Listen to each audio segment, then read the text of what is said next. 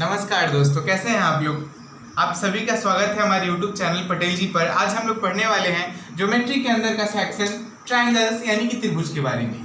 तो ट्रायंगल्स और त्रिभुज के बारे में आप लोग पहले से जानते होंगे क्योंकि पिछले क्लास से ही आप लोग पढ़ते आ रहे हैं। और हाँ, आज हम लोग बिल्कुल बेसिक से पढ़ेंगे। पिछले क्लास में जो पढ़े वो आज भी आएगा, ठीक है। तो बिल्कुल बेसिक से पढ़ेंगे, लेकिन कंसेप्ट वही होगा, कंपटीशन वाला, ठीक है। क्योंकि दुनिया आज कंपटीशन में आगे बढ़ रहा है, ठीक है। तो कंपटीशन का मिजाज होगा और अंदाज बिल्कुल बेसिक होगा, ठीक है। तो देखेंगे आज हम लोग ट्रायंगल्स के बारे में, ट्रायंगल्स मतलब त्रिभुज के बारे में, ठीक है। तो ट्रायंगल्स के बारे में आप लोग बहुत अच्छे से जानते हैं, क्या नहीं जानते हैं? The area bounded by 3 line segments, the area bounded by 3 line segments are called triangles. मतलब 3 भुजाओं से घिरे हुए क्षेत्र को या 3 रेखाखंडों से घिरे हुए क्षेत्र को हम लोग क्या कहते हैं? त्रिभुज कहते हैं। पॉइंट के बारे में पता होगा, पॉइंट के बारे में आप लोग जानते होंगे। A fine dot is called point, ठीक है। और पॉइंट जब आप लोग जानते होंगे तो आप देख रहे हैं कि ये दो पॉइंट्स को जब हम मैच करते हैं या फिर इसके बीच का डिस्टेंस निकालते हैं, ठीक है। जब 2 पॉइंट्स के बीच का डिस्टेंस निकालते हैं तो उसको हम लोग क्या कहते हैं? उसको हम लोग कहते हैं लाइन सेगमेंट। क्या कहते हैं? लाइन सेगमेंट, यानी कि रेखाखंड। इसको हिंदी में हम लोग क्या कहते हैं?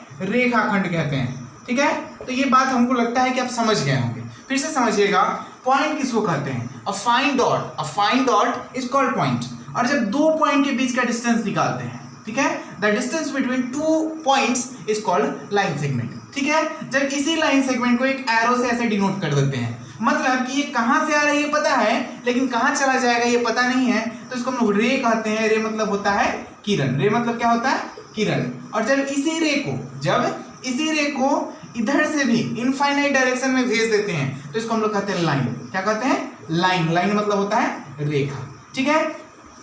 तो सबसे पहले समझिएगा कि हमको लाइन सेगमेंट के बारे में बात की थी। The area which is bounded by 3 line segments, the area which is bounded by 3 line segments is called triangles. अब समझिएगा कि 3 रेखाखंडों से घिरे हुए क्षेत्र को हम लोग क्या कहते हैं? त्रिभुज कहते हैं। तो त्रिभुज कहते हैं तो त्रिभुज का प्रकार भी होगा, त्रिभुज का प्रकार होगा ना भाई। तो चलिए समझते हैं आज त्रिभुज के प्रकार के बारे में। मैंने आपको पहले ही बताया है कि हम लोग पढ़ेंगे बिल्कुल बेसिक से, लेकिन अंदाज होगा कंपटीशन वाला, ठीक है। तो देखिएगा ट्रायंगल्स के बारे में हम लोग देख रहे हैं। अब देखिएगा, सबसे पहले हम बात करेंगे कि ट्रायंगल्स के प्रकार कितने होते हैं। चलिए ऐसे ही ओरली समझा देते हैं आपको। तो अगर भुजाओं के आधार पर चले तो नॉर्मली ट्रायंगल्स 3 प्रकार के होते हैं। नॉर्मली ट्रायंगल्स कितने प्रकार के होते हैं? 3 प्रकार के। अब भुजा के आधार पर चले समझिएगा तो क्या होगा? सबसे पहले समबाहु त्रिभुज। क्या होगा? समबाहु त्रिभुज कहने का मतलब क्या होता है समझिएगा।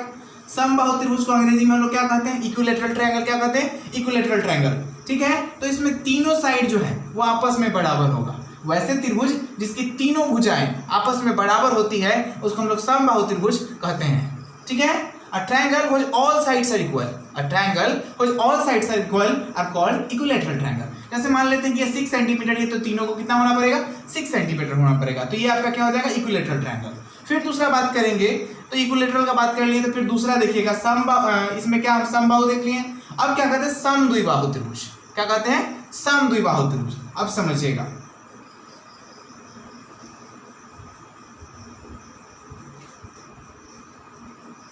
ये मान लेते हैं आपका ये रहा फिगर समद्विबाहु त्रिभुज का।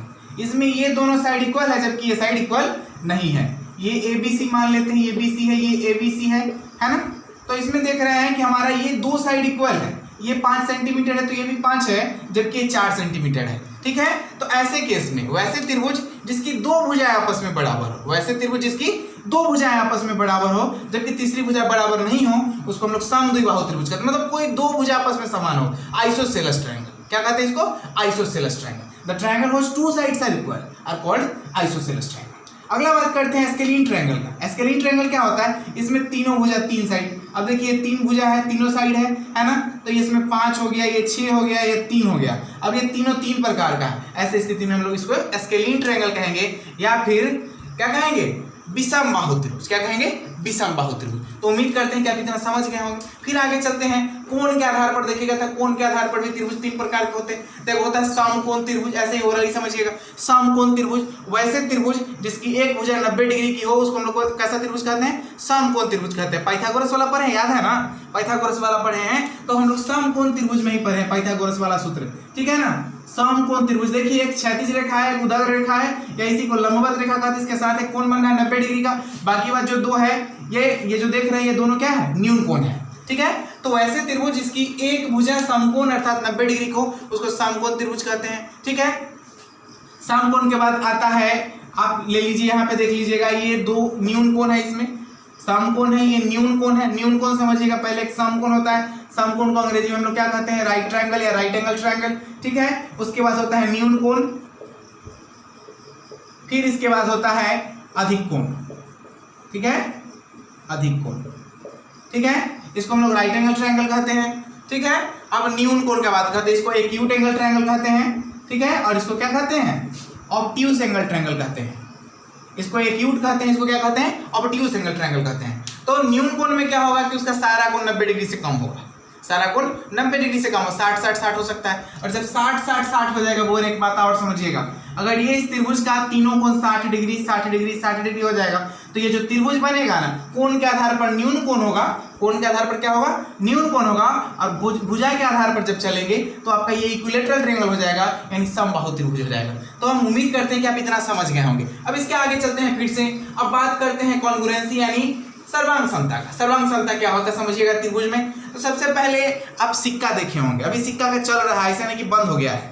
सिक्का देखे हैं तो 1 रुपया का सिक्का, इसके ऊपर एक और 1 रुपया का सिक्का रख दीजिएगा ना, तो ये पूरा पूरा ढक जाता है, ये पूरा पूरा क्या होता है, ढक जाता है, ठीक है। यानी ये कोइंसाइड कर गया, क्या कर गया, कोइंसाइड कर गया। यानी एक त्रिभुज के ऊपर अगर एक और त्रिभुज दूसरा त्रिभुज रख देंगे, एक और दूसरा त्रिभुज रख देंगे और ये पूरा पूरा ढक देगा, तो उस त्रिभुज को हम लोग क्या कहेंगे, सर्वांगसम त्रिभुज कहेंगे। जैसे अगर ये मान लेते हैं कि 6-6-6 है और एक और त्रिभुज लेते हैं जिसका सारा साइड 6-6-6 सेंटीमीटर है, और ये इसके ऊपर रखेंगे तो पूरा पूरा ढक देगा, और ढक देगा तो इस केस में दोनों त्रिभुज क्या होगा, आपस में सर्वांगसम होगा। क्या होगा, आपस में सर्वांगसम होगा। यानी वैसे त्रिभुज जो आकार तथा अमाप में, वैसे त्रिभुज जो आकार तथा अमाप में समान होंगे, सर्वांगसम कहलाएंगे। अब देखिएगा समरूपता। समरूपता क्या होता है, तो माने आकार और अमाप में समान हो भी सकता है, नहीं भी हो सकता है।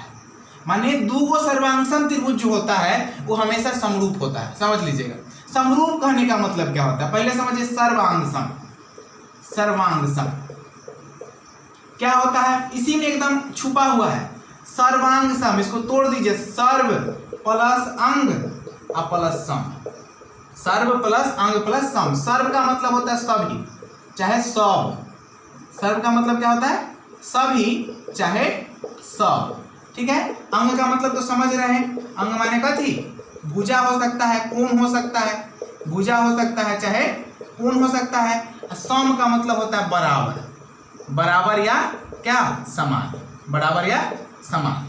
तो देखिए क्या है, सर्वांगसम। सर्वांगसम माने सब का सब अंग जो है, सब का सब भुजा चाहे सब का सब कोण आपस में क्या होना चाहिए, बराबर होना चाहिए, तभी दो त्रिभुज क्या कहलाएगा, सर्वांगसम कहलाएगा। दो त्रिभुज जो है सर्वांगसम होगा तो समरूप भी हो सकता है, दो वृत्त सर्वांगसम होगा तो समरूप भी हो सकता है। लेकिन समरूप त्रिभुज जो है, समरूप त्रिभुज सर्वांगसम हो भी सकता है, नहीं भी हो सकता है, तो इस बात का ख्याल रखिएगा। चलिए आगे चलते हैं, समरूपता का बात करते हैं। समरूपता का बात करते हैं तो वैसे दो त्रिभुज जो आकार या अमाप में समान हो भी सकते हैं, नहीं भी हो सकते हैं। जैसे मान लीजिए कि ये वाला जो है इक्विलेटरल ट्रायंगल है, आपका क्या है, इक्विलेटरल ट्रायंगल, और ये छोटा वाला भी इक्विलेटरल ट्रायंगल है। इसका नाम दे देते हैं ABC और इसका नाम दे देते हैं DEF, ABC और DF।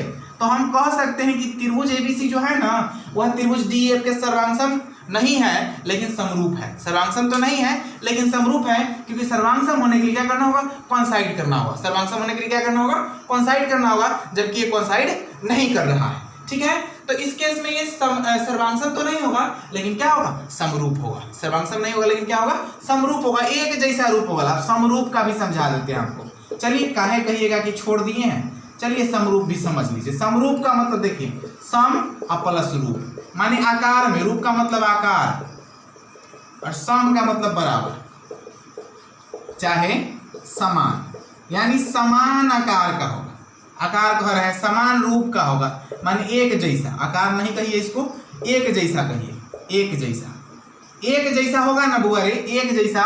दो त्रिभुज अगर एक जैसा होगा देखने में, माप में नहीं, देखने में अगर एक जैसा होगा ना तो त्रिभुज क्या होगा, समरूप होगा, यानी कि सिमिलर होगा। तो उम्मीद करते हैं कि इतना बात समझ गए होंगे। फिर आगे चलते हैं। देखिए बुआ, ये जो कंसेप्ट आया ना, ये जो कंसेप्ट आया त्रिभुज के सर्वांग समता का, तब थोड़ा सा एक बात हिस्ट्री टाइप का है, हम आपको बता देना चाहते हैं। अगर आप चाहिएगा नोट करना तो आप उसको नोट कर लीजिएगा, नोट कर सकते हैं ना, तो नोट कर लीजिएगा। बुआ लिखिएगा यूनानी गणितज्ञ थेल्स, जिनका जन्म जानते हैं 600 ईसा पूर्व हुआ था, 600 ईसा पूर्व हुआ था, 600 ईसा पूर्व हुआ था, ने त्रिभुजों की सर्वांग समता पर, लिखिएगा यूनानी गणितज्ञ थेल्स ने त्रिभुजों की सर्वांग समता पर एक महत्वपूर्ण खोज की, त्रिभुजों की सर्वांग समता पर एक महत्वपूर्ण खोज की। उनके अनुसार समरूप त्रिभुजों में किन्हीं दो संगत भुजाओं की लंबाइयों का अनुपात सर्वदा समान होता है।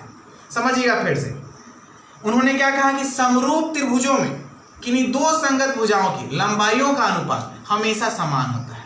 किन्हीं दो समरूप त्रिभुजों में लंबाइयों का अनुपात हमेशा समान होता है। हमेशा क्या होता है, समान होता है। ठीक है, तो नोट कर लिए होंगे। अब चलते हैं हम लोग बहुभुज का बात करते हैं। किस चीज का बात करते हैं, बहुभुज का बात करते हैं। तो बहुभुज में देखिएगा, पहले इसको आप नोट करना चाहेंगे तो नोट चलिए। तो बहुभुज के बारे में हम लोग बात कर रहे थे। तो देखिए दो बहुभुजों के लिए समरूपता के लिए यह आवश्यक है कि, मानिए जरूरी बात क्या है समझ लीजिएगा, लिख दिए हैं ताकि आप लिख ले रहिएगा तो याद रहेगा। ठीक है, आप कहे हैं कि बेसिक से बात कर रहे हैं लेकिन कंसेप्ट वही कंपटीशन वाला है। एक बहुभुज के सभी कोण क्रमानुसार, माने सीरियली क्रमानुसार दूसरे बहुभुज के कोणों के बराबर हो। अब समझिएगा, बहुभुज को अंग्रेजी में पॉलीगन कहते हैं। क्या कहते हैं, पॉलीगन कहते हैं। जो भाई इंग्लिश मीडियम से पढ़ रहे होंगे उनके लिए बहुत इंपॉर्टेंट होगा। दो बहुभुजों के समरूपता के लिए यह आवश्यक है कि एक बहुभुज के सभी कोण क्रमानुसार दूसरे बहुभुज के कोणों के बराबर हो। फिर दूसरा बात क्या है, दोनों बहुभुज की संगत भुजा, संगत मतलब समझते हैं, सामने वाला। ठीक है, दोनों बहुभुज की संगत भुजाएं समानुपाती होनी चाहिए, माने समान अनुपात में होना चाहिए। किस में होना चाहिए, समान अनुपात में होना चाहिए। तो उम्मीद करते इतना समझ गए होंगे। अब तक त्रिभुज के बारे में जो है ना उसको भी लिख देते हैं बोर्ड पर, तो इसको नोट कर लीजिए थोड़ा सा। अब त्रिभुज वाला लिख देते हैं, वो भी नोट कर लीजिएगा, फिर आगे चलेंगे। नोट कीजिए तब तक जल्दी से। चलिए, अब जो है त्रिभुज के बारे में, बहुभुज से संबंधित देखिए दोनों प्रतिबंध क्या क्या है। तो ये दोनों जो है ना एक दूसरे पर आश्रित, जैसे पहले बताया था ना कि यदि एक के सभी कोण माने एक बहुभुज के सभी कोण क्रमानुसार एक दूसरे बहुभुज के कोणों के बराबर हो, ठीक है, तो वो समकोणीय हो सकता है। ठीक है, फिर कहते हैं कि दोनों बहुभुजों की संगत भुजाएं जो है वो क्या होगी, समानुपाती होगी। तब हम त्रिभुज वाला में बात करते हैं। तो त्रिभुज के बारे में क्या है कि बहुभुज के दोनों प्रतिबंध एक दूसरे पर आश्रित है। त्रिभुज के बारे में बहुभुज के दोनों प्रतिबंध एक दूसरे पर क्या है, आश्रित है। अतः यदि दो त्रिभुज समान कोणीय हो, ठीक है, तो उनकी संगत भुजाएं अवश्य समानुपाती होगी। फिर से समझिएगा, यदि दो त्रिभुज समान कोणीय हो तो उनकी संगत भुजाएं अवश्य समानुपाती होगी। फिर दूसरा कहे थे कि यदि दो त्रिभुज की संगत भुजाएं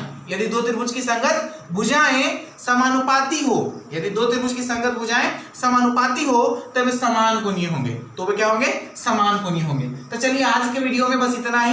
बेसिक के बारे में बात किए, कल हम प्रोपोर्शनैलिटी पढ़ाएंगे। क्या पढ़ाएंगे, प्रोपोर्शनैलिटी पढ़ाएंगे। ठीक है, तो आज का वीडियो इतने पर अंत करते हैं। और पसंद आया होगा तो लाइक कर दीजिएगा और अपने दोस्तों में शेयर कर दीजिएगा। ठीक है, उसके बाद में अगर आप मेरे चैनल पर पहली बार आए हैं, नए हैं, ठीक है, हमारा चैनल भी नया है, तो आपसे रिक्वेस्ट है कि तनका सब्सक्राइब कर दीजिएगा। ठीक है, सब्सक्राइब करने में आपका कुछ जाता नहीं। तो आज के लिए इतना ही, धन्यवाद।